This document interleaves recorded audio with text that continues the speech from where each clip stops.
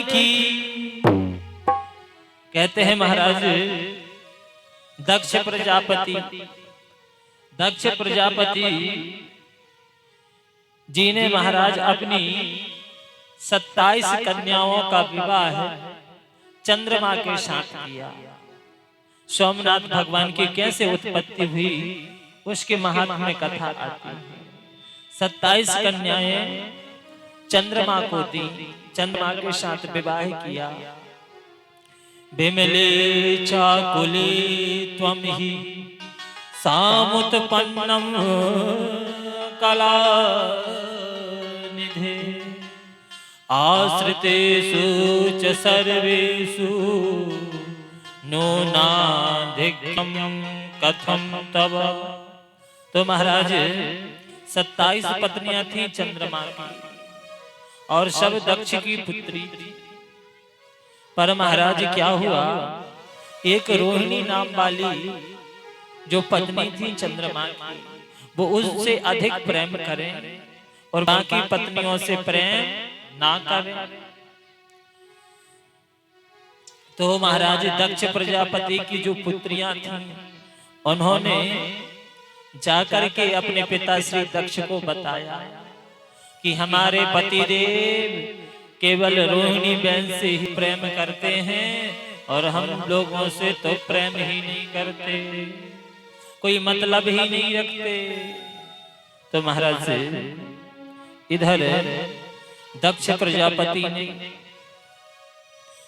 प्रजापति आए और अपने दामाद चंद्रमा से को समझाने लगे, प्रार्थना करने लगे, भैया आप ऐसा क्यों कर रहे हैं, आपकी 27 पत्नियां हैं, आपको तो यथावत एक जैसा प्रेम सबके साथ करना चाहिए, सबके साथ प्रेम करना चाहिए समान। अब महाराज दक्ष प्रजापति समझा करके चले गए। पर महाराज क्या हुआ, भोलेनाथ बाबा की माया से मोहित थे चंद्रमा। महाराज समय व्यतीत होता गया पर दक्ष प्रजापति के समझाने का चंद्रमा पर कोई प्रभाव नहीं पड़ा। तो दोबारा पुनः शिकायत की अपने पिताजी से। फिर महाराज दक्ष प्रजापति पुनः आए और चंद्रमा से कहते हैं, महाराज दक्ष प्रजापति ने पुनः समझाया पर चंद्रमा ने के ऊपर फिर भी प्रभाव नहीं पड़ा। तो दक्ष प्रजापति ने चंद्रमा को श्राप दे दिया, कहा श्रूयतां चंद्र यत् पूर्वं प्रार्थितो बहुधा मया नामानितं त्वया यस्मात् तस्मात् त्वं च क्षयी भव।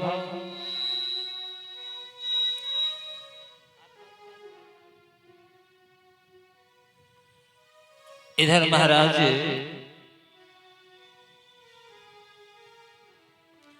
दक्ष प्रजापति ने बार बार समझाया और महाराज चंद्रमा बार बार समझाने पर भी नहीं माने। तो दक्ष प्रजापति ने श्राप दे दिया। क्या श्राप दिया, बोले श्रूयतां चंद्र यत् पूर्वं प्रार्थितो बहुधा मया। मैंने अनेक प्रकार से तुम्हारी प्रार्थना की, तुमसे प्रार्थना की, निवेदन किया, फिर भी तुमने मेरी बात पर ध्यान नहीं दिया। मैं श्राप देता हूं, तुमको क्षय रोग हो जाए, क्षय रोग होने का श्राप दे दिया। महाराज क्षय रोग होने का श्राप दे दिया। अब महाराज चंद्रमा सारे देवताओं के पास गए, क्या करें। महाराज पर ब्रह्मा जी को मालूम चला तो ब्रह्मा जी कहते हैं, बृहस्पति ग्रहं गत्वा तारा दुष्टेन बहिर्ता तस्या भार्या पुनश्चैव दैत्यान् समुपस्थिता। ब्रह्मा बाबा ने कहा चंद्रमा का व्यवहार ठीक नहीं है, चंद्रमा का आचरण ठीक नहीं है, चंद्रमा का चरित्र ठीक नहीं है। चंद्रमा ने एक और घृणित कार्य किया था। क्या? ब्रह्मा बाबा याद कर रहे हैं। बृहस्पतिर्गृहं गत्वा तारा दुष्टेन बहिर्हृता। देवताओं के गुरु हैं बृहस्पति जी, पर तारा और बृहस्पति जी की पत्नी का नाम है तारा देवी। तो एक दिन चंद्रमा गुरु बृहस्पति जी के घर गए। गुरु बृहस्पति जी घर पर नहीं थे, तो चंद्रमा ने क्या किया? गुरु बृहस्पति जी की पत्नी तारा का हरण कर लिया। तो वही कह रहे हैं कि चंद्रमा दुष्ट बुद्धि है। चंद्रमा की, चंद्रमा को ऐसा कार्य नहीं करना था।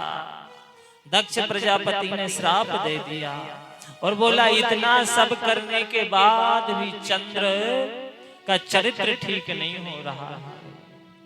क्योंकि महाराज व्यक्ति के जीवन में चरित्र की बड़ी महिमा होती है। संसार में सबसे बड़ा धन है चरित्रवान। तो मैं तो आप लोगों से निवेदन करूंगा, सभी भक्त माताएं बहनें अपने बाल गोपालों को सुंदर शिक्षा दें, सुंदर शिक्षा दें। अपने बाल गोपालों को महाराज सुंदर शिक्षा देनी चाहिए। और महाराज व्यक्ति को सर्वप्रथम क्या करना? प्रातः काल उठ करके निवेदन करूंगा, सर्वप्रथम अपने हाथों को देखना चाहिए। हाथ को देखना चाहिए, हाथों की रेखा को देखना चाहिए। इससे देखने से क्या होता है? तो कहते हैं हाथ में ब्रह्मा जी और सरस्वती जी और लक्ष्मी जी का वास होता है। तो महाराज अपने हाथों की रेखा देखने से प्रातः काल दिन मंगलमय व्यतीत होता है। तो सर्वप्रथम अपने हाथों की रेखा को प्रातः काल देखना चाहिए। कौन कौन देखता है? हाथ ऊपर करें। हाँ, प्रातः काल देखना चाहिए और अकेले नहीं देखना चाहिए। जो माताएं बहनें देखती हैं तो उनको अपने अगल बगल की बहनों को भी बताना चाहिए, अपने पति को भी बताना चाहिए। पति देव आप भी देखो, और बेटा बेटी को भी बताना चाहिए। और ना देखें तो थोड़ा समझाना चाहिए।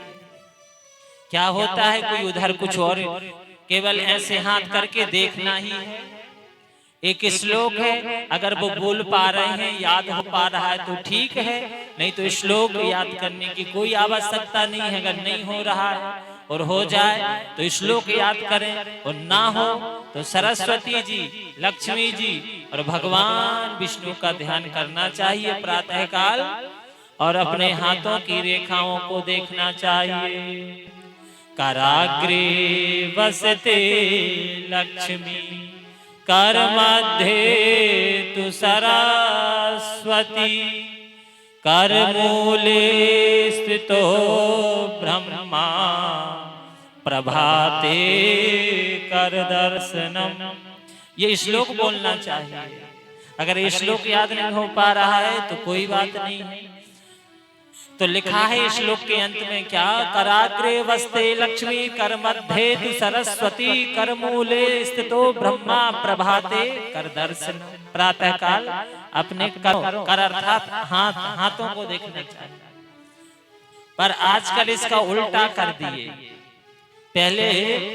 पहले के जमाने में लोग अपने हाथों को प्रातः काल देखते थे, आजकल उल्टा कर दिए। क्या? पहले तो श्लोक था कराग्रे, महाराज पहले श्लोक था प्रभाते कर दर्शनम। आजकल क्या हो गया है? प्रभाते मोबाइल दर्शनम। प्रातः काल मोबाइल देखते हैं, फोन देखते हैं। तो सब माताओं बहनों को, भक्तों को प्रातः काल अपने हाथ देखना चाहिए। और दूसरा कार्य क्या करना चाहिए? दूसरा कार्य पृथ्वी माता को प्रणाम करना चाहिए। कौन कौन माताएं बहनें प्रातः काल पृथ्वी माता को प्रणाम करती हैं? हाथ ऊपर करें। तो प्रातः काल पृथ्वी माता को प्रणाम करना चाहिए। विश्वकर्मा दादाजी हाथ ऊपर नहीं कर रहे, क्या बात है। तो महाराज प्रातः काल उठ करके पहला काम अपने हाथों को देखना, दूसरा काम पृथ्वी माता को प्रणाम करना। महाराज हम पृथ्वी माता पर रहते हैं, पृथ्वी माता का उपयोग करते हैं। पृथ्वी माता कभी हमसे कुछ मांगती नहीं है, कुछ नहीं मांगती। और महाराज जब पृथ्वी माता हमसे कुछ नहीं मांगती और हम जिंदगी भर उनके ऊपर रहते हैं, उनका उपयोग करते हैं, तो क्या 24 घंटे में एक बार उनको प्रणाम नहीं कर सकते? कर सकते हैं ना? हाँ जी की ना जी? हाँ जी बोलना है तो थोड़ा जोर से बोलो।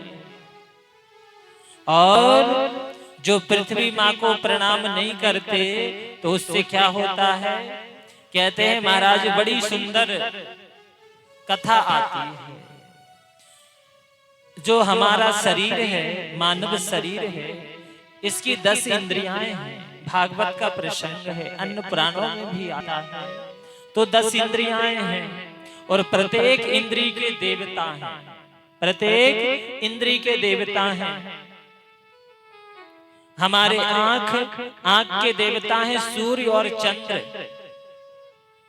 सूर्य चंद्र आंखों के देवता हैं, जो हम आंखों से देखते हैं। ये शक्ति कौन प्रदान करते हैं? सूर्य नारायण भगवान। तो महाराज सूर्य नारायण भगवान आंखों में देखने की शक्ति प्रदान करते हैं।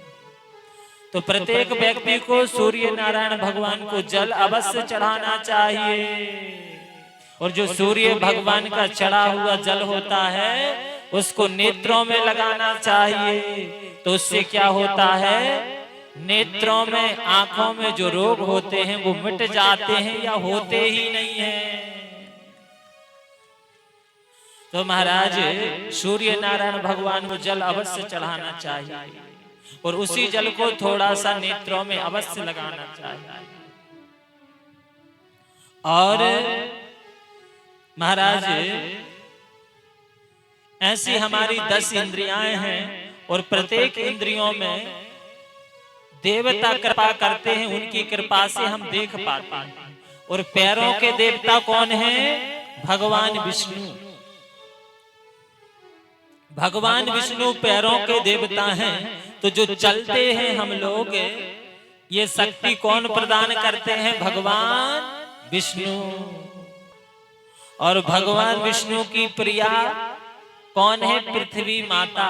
समुद्र बसनी देवी पर्वत तस्तन मंडले। भगवान की प्रिया है विष्णु की पृथ्वी माँ। तो महाराज पैरों के देवता हैं भगवान विष्णु। तो हम पृथ्वी माता को प्रणाम करते हैं तो भगवान विष्णु प्रसन्न हो जाते हैं कि हमारी प्रिया को ये प्रणाम कर रहे हैं, वंदन कर रहे हैं। तो भगवान विष्णु प्रसन्न हो जाते हैं और पैरों की जो पीड़ा होती है वो पृथ्वी माता को जो लोग प्रणाम करते हैं उनको पैरों की पीड़ा और रोग धीरे धीरे समाप्त हो जाते हैं, या जो श्रद्धा भक्ति से प्रणाम करते हैं उनको होते ही नहीं है। तो इसलिए प्रत्येक व्यक्ति को पृथ्वी माता को प्रणाम अवश्य करना चाहिए।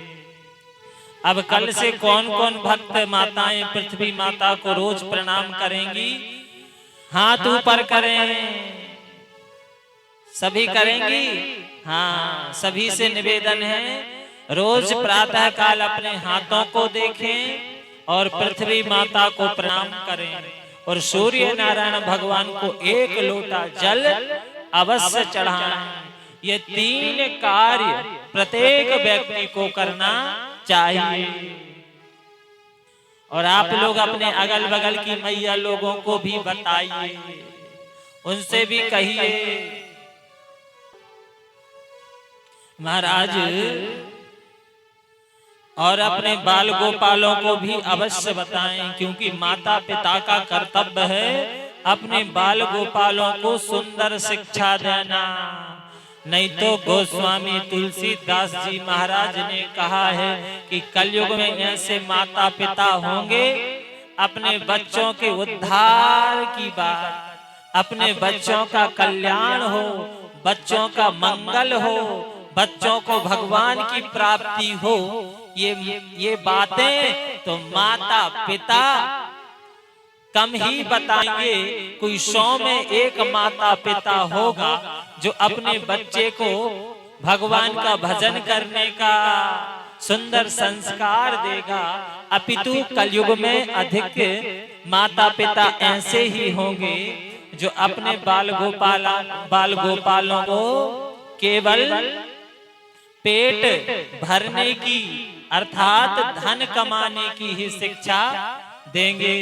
बोले मात पिता बाल का नाहे बुलाई, मात पिता बाल का नाहे बुलाई, उदर भरे सोई धर्म सिखावई।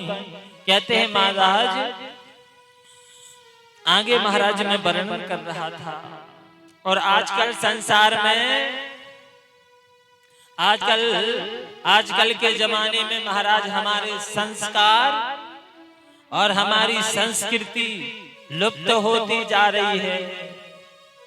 हम लोग विदेशी संस्कृति को अपना रहे हैं। भारतवासी माताएं बहनें भक्तगण विदेशी संस्कृति को अपना रहे हैं, और विदेश के लोग क्या कर रहे हैं? भारत की संस्कृति को अपना रहे हैं। भारतवर्ष की इतनी सुंदर, इतनी प्यारी, इतनी अच्छी संस्कृति है कि भारतवर्ष में जन्म लेने के लिए ब्रह्मा आदि देवता भी तरसते हैं, भगवान से प्रार्थना करते हैं, हे प्रभु कृपा करो, दया करो और हमें भारतवर्ष में जन्म दे दो। इंद्र आदि देवता तरसते हैं कि हमें भारतवर्ष में जन्म मिल जाए। और तो और ब्रह्मा आदि देवता कहते हैं अगर हमें आप भारतवर्ष में आपके वृंदावन में जन्म दे दीजिए, और आप हमें वृंदावन काशी उज्जैन में, अगर काशी उज्जैन वृंदावन का हमें आप मानव नहीं बना सकते तो वहां का हमें धूल बना दीजिए। महाराज ब्रह्मा आदि देवता प्रार्थना करते हैं। इतना सुंदर है भारतवर्ष और इतनी सुंदर है भारतवर्ष की संस्कृति कि देवता भी जन्म लेने को तरसते हैं। पर महाराज और हम भारतवासी अपने भारतवर्ष की संस्कृति और संस्कारों को छोड़ रहे हैं और विदेशी संस्कृति और दूसरों के संस्कृति को अपना रहे हैं। और आप लोग जानते हैं ये बात, सभी लोग कहते हैं कि अपना अपना ही होता है, दूसरा दूसरा ही होता है। तो अपनी संस्कृति अपनी है, अपने संस्कार अपने हैं। हम लोग महाराज और आप लोग देखेंगे जो विदेशी लोग हैं वो अपने भारत की संस्कृति को अपना रहे हैं। आप काशी बनारस जाइए, आप श्रीधाम वृंदावन जाइए, बहुत सी विदेशी माताएं बहनें भाई लोग काशी बनारस में रह रहे हैं और पैसा देकर लाखों करोड़ों खर्च करके काशी बनारस में रह रहे हैं और हिंदी और संस्कृत भाषा का अध्ययन कर रहे हैं। और हमारे विदेशी माताएं बहनें आकर के क्या कर रही हैं? वृंदावन काशी में महाराज आकर के जो हमारे भारत की माताओं बहनों की पोशाक है, भारत की माताओं बहनों की जो वस्त्र पहनती हैं, वो विदेशी माताएं बहनें भारत की माताओं के समान वस्त्र पहन रही हैं।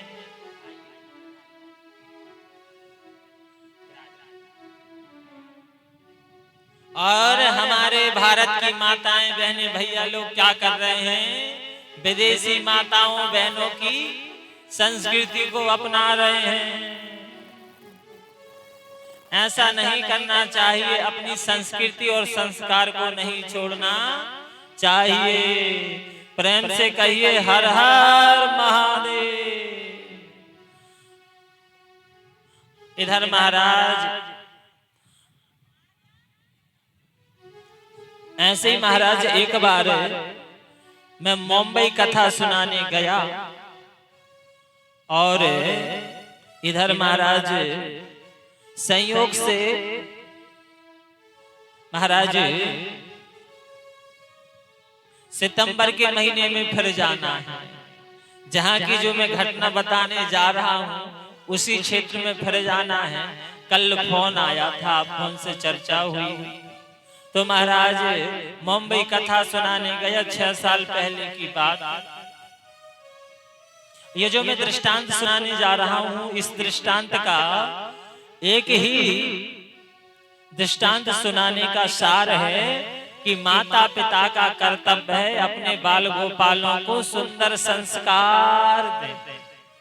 तो महाराज मैं मुंबई कथा सुनाने गया। उधर महाराज जो यजमान जी ने मुझे बुलाया था उनको मैं पहले से नहीं जानता था। उन्होंने कहीं से नंबर प्राप्त किया, फेसबुक आदि से नंबर लिया और फेसबुक आदि पर जैसे अभी यूट्यूब पर कथा लाइव चल रही है तो फेसबुक आदि पर उन्होंने वीडियो कथा सुनी तो कहा गुरुजी हमें आपसे कथा सुननी है, फलानी जगह से बोल रहे। हमने कहा भैया सुना देंगे। बात हुई, चर्चा हुई, 2 महीना पहले डेट फिक्स हुई। भैया लोगों ने टिकट आदि बनवाया, हम लोग सब 8-10 लोग मुंबई पहुंचे। अब वो परिवार कैसा है क्या है कुछ मालूम नहीं, क्योंकि फोन से ही चर्चा हुई। महाराज सुंदर स्टेशन पर पहुंचे, फोन किया भैया हम लोग स्टेशन आ गए।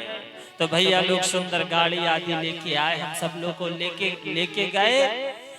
घर पहुंचे, सुंदर पंडाल की व्यवस्था, सब कुछ बढ़िया। कथा प्रारंभ हुई।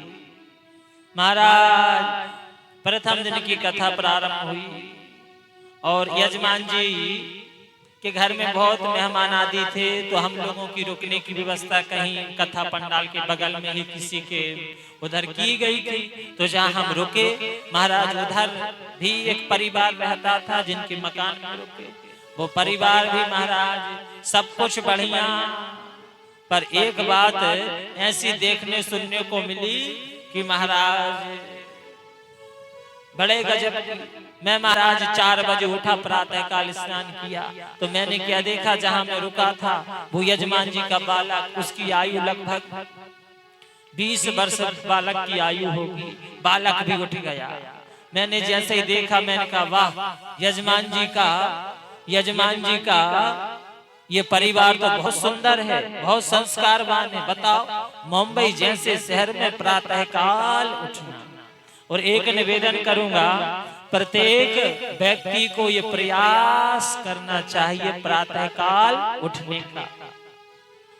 प्रातः काल उठने की बड़ी अद्भुत महिमा है। जो व्यक्ति सूर्य नारायण भगवान निकलने के बाद, सूर्य नारायण भगवान का उदय होने के बाद जो व्यक्ति या माताएं बहनें सोती हैं तो उनके पुण्यों का क्षय हो जाता है, पुण्य समाप्त हो जाते हैं। इसलिए सूर्य उदय के बाद कभी सोना नहीं चाहिए। और स्नान भी 3 प्रकार के होते हैं। स्नान 3 प्रकार के होते हैं। 3 प्रकार के किस प्रकार? पहला स्नान होता है ऋषि स्नान। ऋषि स्नान कब तक होता है? प्रातः काल 4 बजे से लेकर के महाराज 5 बजे तक ये होता है ऋषि स्नान। 5 बजे के बाद होता है देव स्नान। 5 बजे से सूर्य उदय होने के 5 मिनट पहले तक होता है देव स्नान। और सूर्य उदय होने के बाद होता है राक्षस स्नान। तो महाराज स्नान 3 प्रकार के होते हैं। तो हो सके तो हम लोगों को ऋषि स्नान या देव स्नान करना चाहिए। सूर्य उदय के बाद अगर हम स्नान भी करते हैं तो वो राक्षस स्नान होता है। और प्रातः काल उठने की बड़ी अद्भुत महिमा है। प्रातः काल उठना चाहिए।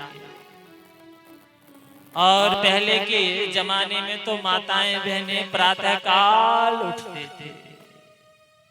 और महाराज पहले के जमाने में बुजुर्ग दादाजी मैया लोगों से सुनने को मिलता है कि पहले के जमाने में जो आटा पीसने की अभी चक्की चलने लगी हैं, पहले के जमाने में नहीं चलती थी।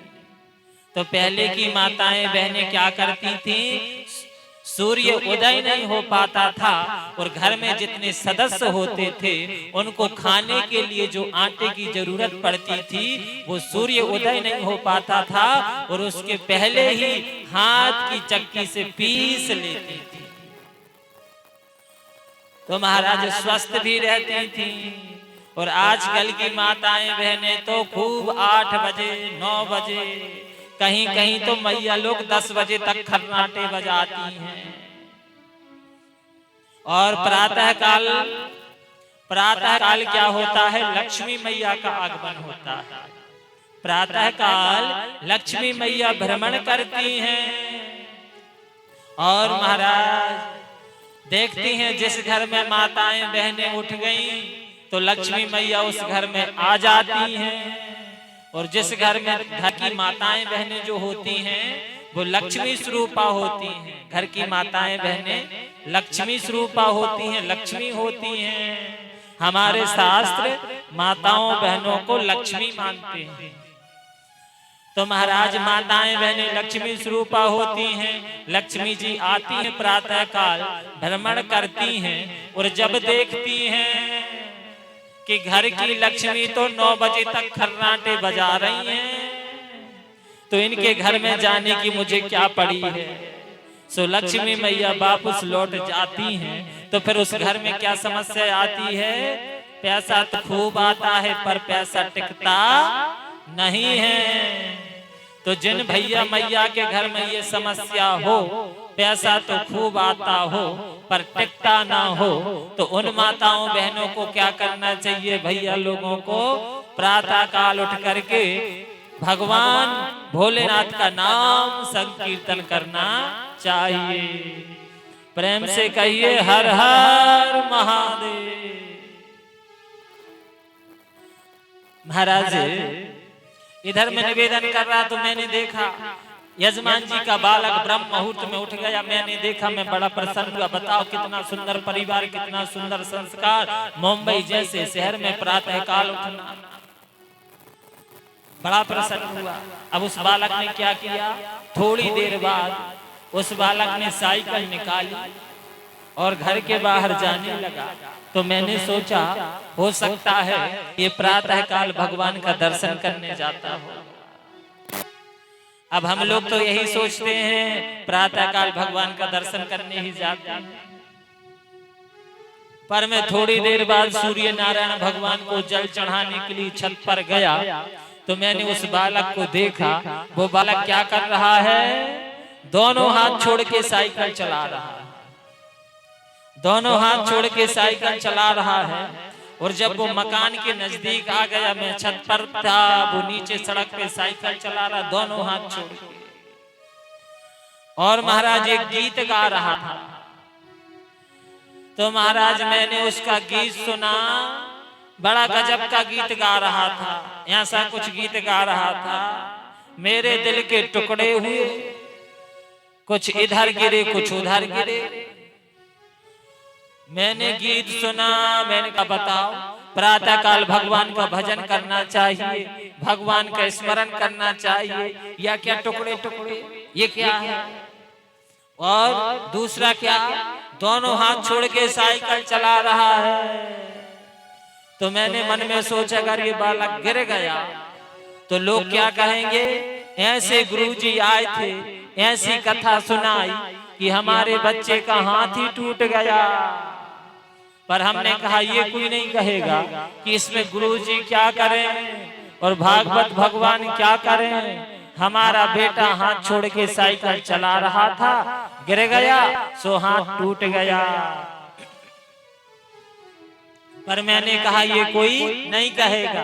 तो मेरे मन में भाव आया, इनके मैया बाबा से कहते हैं कि अपने बेटे को बताओ प्रातः काल परमात्मा का स्मरण करना चाहिए, भगवान का भजन करना चाहिए। अब महाराज ऐसे ही महाराज एक बार तो मैंने कहा इनके मैया बाबा से कहूंगा। फिर महाराज मन में विचार किया कि मैया बाबा से कहूंगा तो ऐसा ना हो मैया बाबा ज्यादा ना डांट दें। तो मेरे मन में भाव आया, एक काम करते हैं, उस बालक की बड़ी बहन थी तो मैंने कहा बहन को कहूंगा, बहन समझाएगी। अब महाराज मैं बहन के पास जाने लगा तो मैंने देखा बहन भी प्रातः काल उठ गई और क्या कर रही हैं, पूजन के बर्तन साफ। और बहन भी पूजन के बर्तन साफ करती जाए और वो भी एक गीत गाती जाए। मैं बहन के पास पहुंचा तो बहन का गीत सुना। बहन ऐसा कुछ गीत गा रही थी, न मैंने सिग्नल देखा न तुमने सिग्नल देखा, एक्सीडेंट हो गया। महाराज जब बहन का गीत सुना तो मैं तो शिकायत करना भूल गया कि इनसे क्या शिकायत करेंगे, ये तो अपने भाई से भी दो हाथ आगे हैं। फिर मैंने बहन से पूछा, मैंने कहा बहन आपकी मैया कहाँ है? तो बहन ने कहा गुरुजी मैया छत पर कपड़ा सुखा रही हैं। तो मैं छत पे ही जाने लगा। छत पे पहुंचने वाला था, 2 सीढ़ी बाकी थी। इतने में मैंने क्या देखा, उनकी मैया कपड़ा सूखने डालती जाए और वो भी एक गीत गाती जाए। वो ऐसा कुछ गीत गा रही थी, मेरा दिल कोई परदेसी ले गया। महाराज जब मैया का गीत सुना तो मैंने कहा मैया तो अपने बाल गोपालों से भी 4 हाथ आगे हैं, इनसे क्या कहूंगा कि अपने बाल गोपालों से कहो कि प्रातः काल ये सब गीत मत गाया करो, अगर गाना ही है तो परमात्मा के भजन गाया करो। फिर महाराज मैं अपने रूम में आया, भोलेनाथ बाबा से प्रार्थना की। मैंने कहा बाबा 2 दिन कट गए, ऐसी कृपा करो 4 दिन और कट जाएं। प्रेम से कहिए हर हर। आगे महाराज आगे में निवेदन कर रहा था तो सुंदर माता पिता को अपने बाल गोपालों को सुंदर संस्कार देना चाहिए।